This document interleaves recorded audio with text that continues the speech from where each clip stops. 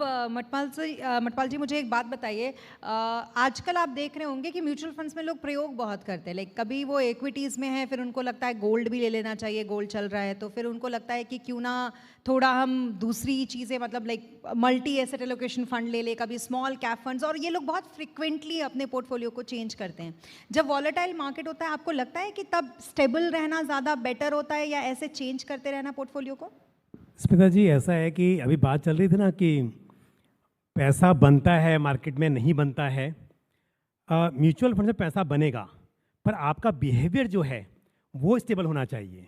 देखिए, यदि आपने गोल सेट कर लेते हैं, आप समझते हैं कि एसेट लोकेशन इंपॉर्टेंट है, आप टाइम देते हैं उस हिसाब से, अपने गोल के हिसाब से, तो पैसा बनेगा। अभी आपने जैसे कहा कि जब मतलब मार्केट में उतार चढ़ाव होता है तो यही देखा जाता है कि निवेशक घबरा जाते हैं और डिसीजन जो होते हैं गलत ले लेते हैं।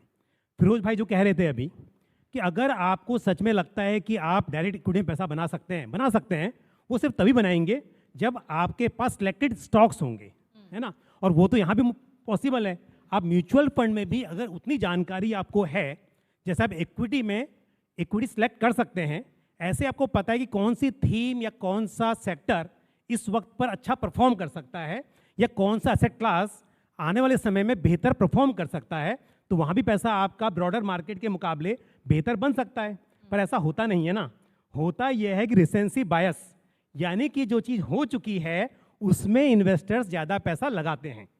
तो इसके लिए प्रॉब्लम कहाँ पर है? प्रॉब्लम होती है कि हम जो इमोशनल डिसीजन लेते हैं उसकी वजह से गलती हो जाती है।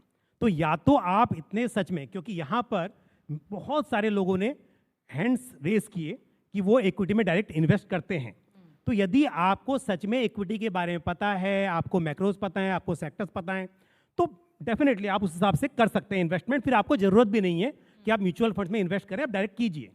But most of the investors in our country वो बेसिकली उतनी नॉलेज नहीं रखते हैं और फिर गलतियां होने के चांसेस बहुत बढ़ जाते हैं। तो ऐसे इन्वेस्टर्स के लिए मेरे हिसाब से गोल सेट कीजिए, उसके हिसाब से सही एसेट एलोकेशन कीजिए।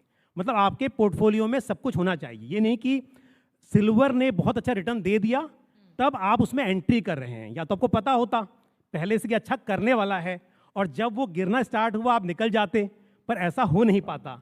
ये स्मॉल कैप में आपने जब तेजी शुरू हुई थी तब पैसा लगाया और फिर आप निकल चुके होते तब सही होता, पर ऐसा तो हो नहीं पाता। तो बेस्ट थिंग मेरे हिसाब से यही है कि डाइवर्सिफाइड रहिए और अपने risk appetite, objective of investment, time horizon, इसके हिसाब से अपना एक मॉडल पोर्टफोलियो तैयार कीजिए, है ना। तो जो पोर्टफोलियो आपका तैयार होगा उसमें ये तो बात तय है कि लॉन्ग टर्म में इक्विटी ही ऐसा एसेट क्लास है जहां पर ग्रोथ का पोटेंशियल है, पर यह भी बात तय है कि शॉर्ट टर्म में उसमें उतार चढ़ाव की संभावना हमेशा ज़्यादा रहती है। तो इसके लिए आप पहले अपना अगर टाइम होराइजन तय कर लेंगे, और शॉर्ट टर्म का पैसा है तो लगाना ही नहीं है इक्विटी में, पर लॉन्ग टर्म का है तो उसमें आप इक्विटी में ज़्यादा पैसा लगाइए। और उसमें भी, क्योंकि यहाँ पर मैं इसलिए बता रहा हूँ कि आप लोगों ने हाथ खड़ा किया कि आप डायरेक्ट इक्विटी में इन्वेस्ट करते हैं, तो आप कोर एंड सैटेलाइट पोर्टफोलियो बनाइए कि कोर पोर्टफोलियो में डाइवर्सिफाइड फंड्स रखिए और थोड़ा पोर्टफोलियो आपका सैटेलाइट होना चाहिए जहाँ पर आप टैक्टिकल एलोकेशन कर सकें और उन सेक्टर्स में या उन एसेट क्लास में ज़्यादा निवेश उस वक्त करें जहाँ आपको लगता है पैसा बन सकता है, पर सही समय पर आपको वहाँ पर उस सेक्टर से निकलने का टाइम आ जाए या उस थीम से निकलने का टाइम आ जाए, तो वो भी आपको करना पड़ेगा, बिकॉज सेक्टर्स रोटेट होते रहते हैं। तो इस तरह से आप डिसाइड करेंगे तो डेफिनेटली पैसा बनेगा। बिल्कुल, बहुत अच्छे तरीके से आपने इसको समझाया। पूजा, मुझे एक बात